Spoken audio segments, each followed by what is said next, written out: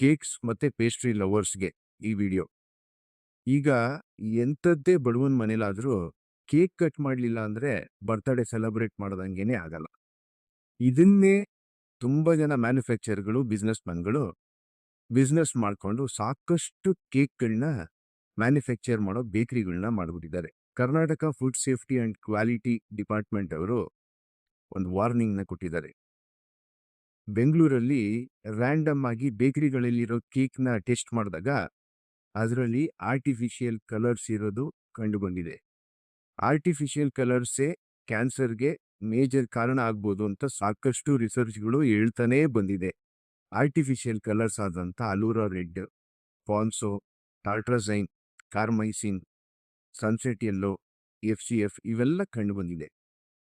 ಯೋಚನೆ ಮಾಡಿ ನೋಡಿ, ಕಲರ್ ಆಗಿರೋ ಪದಾರ್ಥಗಳನ್ನ ತಿನ್ನೋದಕ್ಕೆ ಮುಂಚೆ ಆ ಕಲರಲ್ಲಿ ಏನು ಕೆಮಿಕಲ್ ಇರ್ಬೋದು ಅನ್ನೋ ಕಾಮನ್ ಸೆನ್ಸ್ನ ಯೂಸ್ ಮಾಡಿ. ಸಿಕ್ಕಿದ್ದೆಲ್ಲ ಸುಮ್ಮನೆ ತಿಂತಾ ಇರ್ತೀರಾ, ಆಮೇಲೆ ಹೊಸ ಕಾಯಿಲೆ ಬಂತು ಅಂತ ಕಣ್ಣಲ್ಲಿ ನೀರು ಹಾಕೊಂಡು ಆಮೇಲೆ ಹಾಸ್ಪಿಟಲ್ಸಿಗೆ ಲಕ್ಷಾಂತರ ರೂಪಾಯಿನ ಖರ್ಚು ಮಾಡಬೇಕಾಗುತ್ತೆ. ಕಲ್ಲರ್ ಅಂತ ಅಂದ್ಕೊಂಡು ಸಿಕ್ಕಿದ ಕೇಕ್ನೆಲ್ಲ ತಿಂದರೆ ಕ್ಯಾನ್ಸರ್ ಬರ್ಸ್ಕೊಳ್ಳೋದು ಗ್ಯಾರಂಟಿ. ಎಸ್ಪೆಷಲಿ ಈ 2 ಫ್ಲೇವರ್ಸ್, ರೆಡ್ ವೆಲ್ವೆಟ್ ಮತ್ತು ಬ್ಲ್ಯಾಕ್ ಫಾರೆಸ್ಟ್, ಇದರಲ್ಲೇ ಜಾಸ್ತಿ ಆರ್ಟಿಫಿಷಿಯಲ್ ಕಲರ್ಸ್ ಫೈಂಡ್ ಔಟ್ ಆಗಿರೋದು. ಹುಷಾರು.